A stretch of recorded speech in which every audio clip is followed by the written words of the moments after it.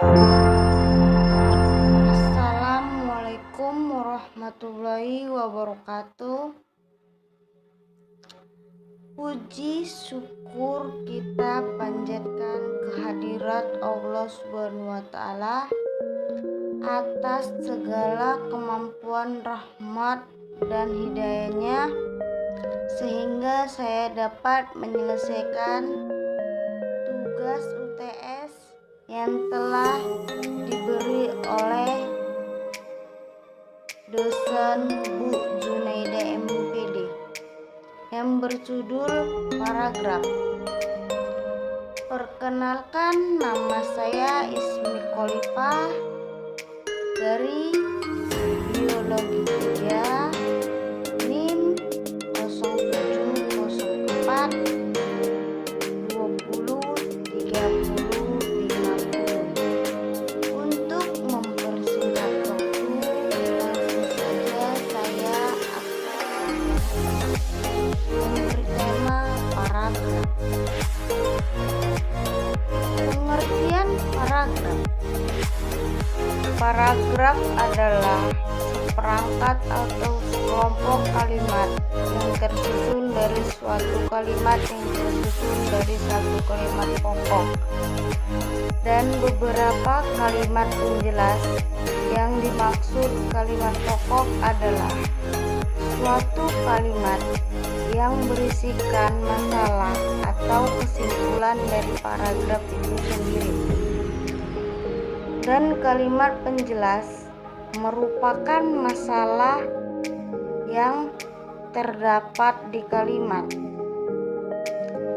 Pokok isinya mengungkapkan pikiran utama sebagai pengendaliannya dan juga pikiran penjelas sebagai pendukungnya. Ciri-ciri paragraf diantara lain sebagai berikut. Yang pertama, kalimat awalnya terletak agak ke dalam 5 ketukan spasi untuk jenis karangan yang biasa. Yang kedua, paragraf memakai pikiran utama yang dinyatakan dalam kalimat topik. Yang ketiga, setiap paragraf memakai sebuah kalimat topik dan juga selebihnya merupakan kalimat pengembang yang mempunyai fungsi menjelaskan, menguraikan, ataupun menerangkan pikiran utama yang terdapat dalam kalimat topik. Dan yang keempat, paragraf memakai pikiran penjelas yang dinyatakan dalam kalimat penjelas. Fungsi paragraf diantara lain sebagai berikut: mengekspresikan gagasan yang tertulis dengan memberikan bentuk suatu pikiran kalimat yang tersusun secara logis dalam suatu kesatuan. Untuk menandai peralihan gagasan baru lagi, karangan yang terdiri beberapa paragraf. Untuk memudahkan pengorganisasian gagasan bagi yang menulis dan memudahkan pemahaman bagi yang membacanya. Memudahkan pengembangan topik karangan ke dalam satuan unit pikiran yang lebih kecil. Untuk memudahkan pengendalian variabel, terutama pada karangan yang terdiri dari beberapa variabel. Kegunaan paragraf. Pembagian per paragraf ini memiliki penampung fragmen ide pokok sebagai penampung fragmen ide pokok atau gagasan pokok keseluruhan paragraf. Alat untuk memudahkan pembaca memahami jalan pikiran penulisnya. Penanda bawah pikiran baru dimulai. Alat bagi pengarang untuk mengembangkan jalan pikiran secara sistematis dalam rangka keseluruhan karangan. Unsur-unsur paragraf. Ada beberapa unsur yang membangun paragraf sehingga paragraf tersebut tersusun secara logis. Unsur-unsur paragraf itu ada 4 macam, yaitu 1. Transisi, 2. Kalimat topik, 3. Kalimat pengembang, 4. Kalimat penegas. Syarat-syarat penggunaan paragraf. Kesatuan adalah semua kalimat yang membangun paragraf secara bersama-sama menyatakan suatu hal atau suatu tema tertentu.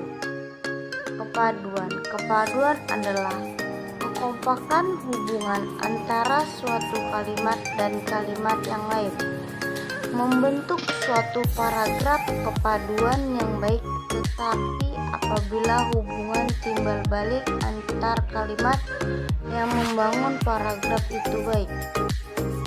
Kepaduan sebuah paragraf dibangun dengan memperhatikan beberapa hal, seperti pengulangan kata kunci, penggunaan kata kunci, penggunaan kata ganti, penggunaan transisi, dan kesejajaran. Kelengkapan adalah suatu paragraf yang berisi kalimat-kalimat penjelas dan cukup untuk memanjang kalimat topik. Paragraf yang banyak ada suatu kalimat topik dikatakan paragraf yang kurang lengkap. Panjang paragraf. Panjang paragraf pada beberapa jauh atau jumlah dalamnya selalu bahasa dan tingkat pembaca yang menjadi sasaran. Memperhitungkan 4 hal. 1. Penyusunan kalimat topik. 2. Penonjolan kalimat topik dalam paragraf. 3. Pengembangan penggunaan kata-kata transisi, frase, dan alat-alat lain di dalam paragraf. Jenis-jenis paragraf. Berdasarkan jenis-jenisnya, paragraf dibedakan menjadi 5, yaitu paragraf narasi. Paragraf narasi adalah suatu jenis paragraf yang menceritakan suatu kejadian atau suatu peristiwa berdasarkan urutan waktu. Paragraf narasi terdiri dari narasi kejadian dan narasi runtut cerita. Paragraf narasi kejadian yaitu paragraf yang menceritakan suatu kejadian ataupun suatu peristiwa. Sedangkan paragraf narasi runtut cerita yaitu paragraf yang pola pengembangannya dimulai dari urutan tindakan ataupun perbuatan yang menciptakan ataupun menghasilkan sesuatu. Contohnya, jam istirahat kau tengah menulis sesuatu di buku agenda sambil menikmati bekal dari rumah. Paragraf deskripsi. Paragraf deskripsi yang isinya merupakan penggambaran dari suatu keadaan atau peristiwa menggunakan kata-kata sehingga pembacanya seolah-olah ikut merasakan. Contohnya, gadis itu menutup Doni dengan seksama. Hati Doni semakin gencar memuji gadis yang mempesona di hadapannya. Ya, karena memang gadis di depannya itu sangat cantik. Rambutnya hitam, lurus hingga melewati garis pinggang. Matanya bersinar lembut dan begitu dalam, memberikan pijar mengesankan yang misterius, ditambah kulitnya yang bersih, dagu lancip yang menawan, serta bibir berbelah. Dia sungguh tampak sempurna. Paragraf eksposisi. Paragraf eksposisi adalah suatu paragraf yang bertujuan untuk memaparkan, menyampaikan informasi, mengajarkan, menjelaskan, dan juga menerangkan suatu topik kepada yang membacanya dengan tujuan untuk memberikan informasi. Contohnya, para pedagang daging sapi di pasar-pasar tradisional mengeluhkan dampak pemberitaan mengenai impor daging ilegal, sebab hampir seminggu terakhir mereka kehilangan pembeli sampai 70%. Kehilangan sebaiknya permintaan terhadap daging ayam dan telur kini melejit sehingga harganya meningkat. Paragraf argumentasi. Paragraf argumentasi adalah suatu jenis paragraf yang mengungkapkan ide, gagasan ataupun pendapat penulis dengan disertai bukti dan juga fakta. Tujuannya yaitu supaya pembaca yakin bahwa ide, gagasan, dan pendapat tersebut adalah benar adanya dan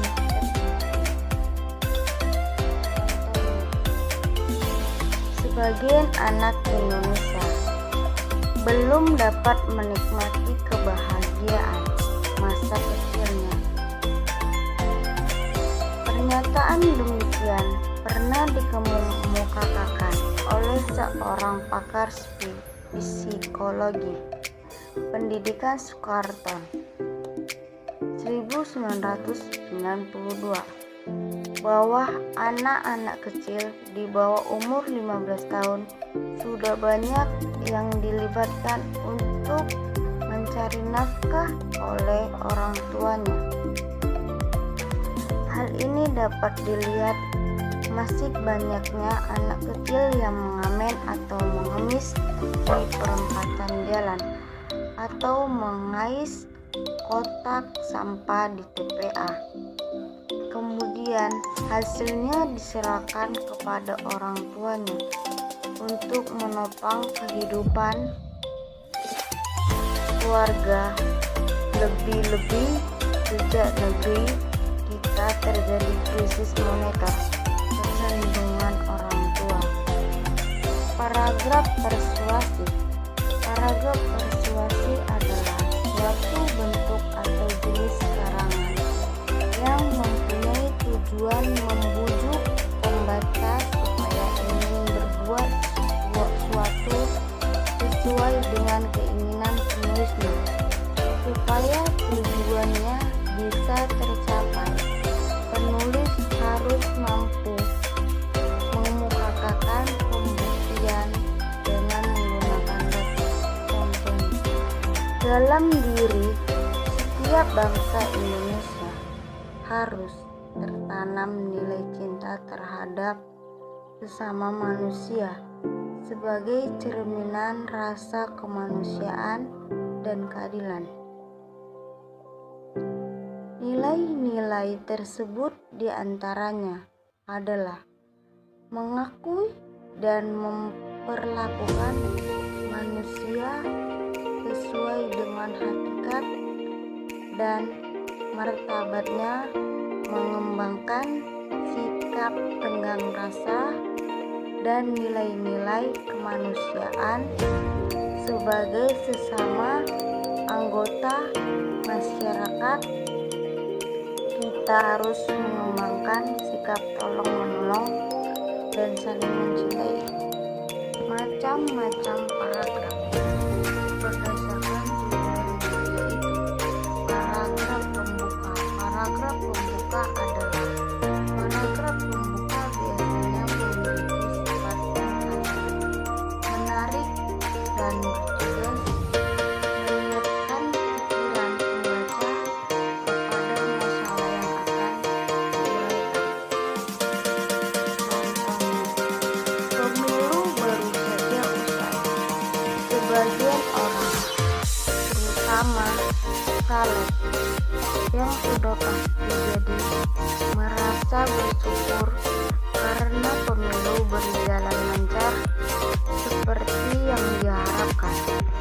Namun, tidak demikian yang dirasakan oleh para caleg yang gagal memperoleh kursi di parlemen. Paragraf penghubung. Paragraf penghubung adalah paragraf penghubung berisi inti masalah yang hendak disampaikan kepada pembaca dalam karangan yang bersifat deskriptif, naratif, eksposisi. Paragraf-paragraf itu harus disusun berdasarkan suatu perkembangan yang paragraf penutup.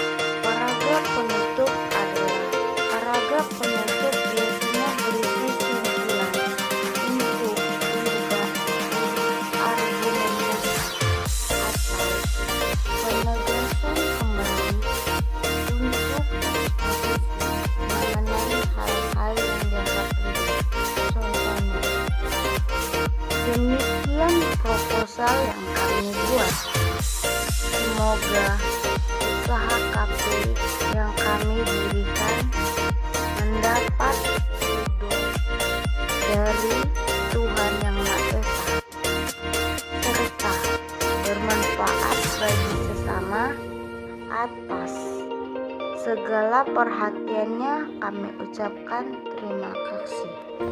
Macam-macam paragraf berdasarkan letak kalimat utamanya. 1. Paragraf deduktif.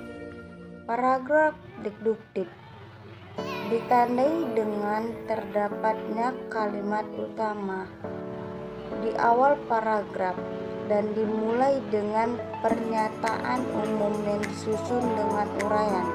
Contohnya, kemauannya sulit untuk diikuti dalam rapat sebelumnya sudah diputuskan bahwa dan itu harus disimpan dulu. Paragraf induktif. Paragraf induktif ditandai dengan terdapatnya kalimat utama di akhir paragraf dan diawali dengan uraian atau penjelasan bersifat khususan. Semua orang menyadari bahwa bahasa merupakan sarana pengembangan budaya. Tanpa bahasa, sendi-sendi kehidupan akan lemah komunikasi, tidak lancar, informasi tersendat-sendat.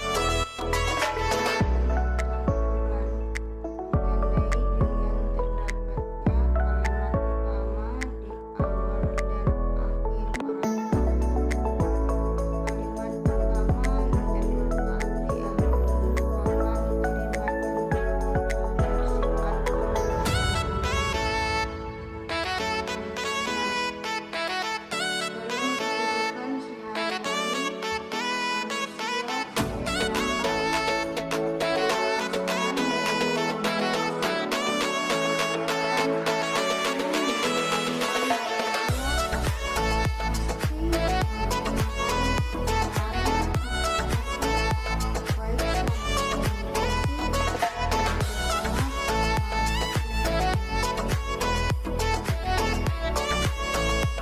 bermacam-macam paragraf berdasarkan isi, yaitu paragraf deskripsi ditandai dengan kalimat utama yang tidak tercantum secara nyata dan tema paragraf tersirat dalam keseluruhan paragraf.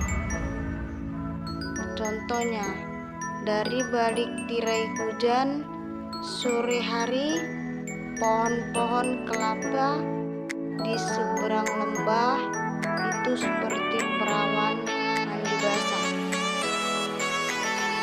Segar, penuh gairah, daya hidup, pelepah-pelepah yang kuyup adalah rambut basah yang tergerai dan jatuh di belahan punggung. Batang-batang yang ramping dan meniup-niup oleh hembusan angin seperti tubuh semampai yang melenggang tenang dan paragraf proses ditandai dengan tidak terdapatnya kalimat utama dan pikiran utamanya tersirat dalam kalimat-kalimat penjelas yang memaparkan urutan suatu kejadian.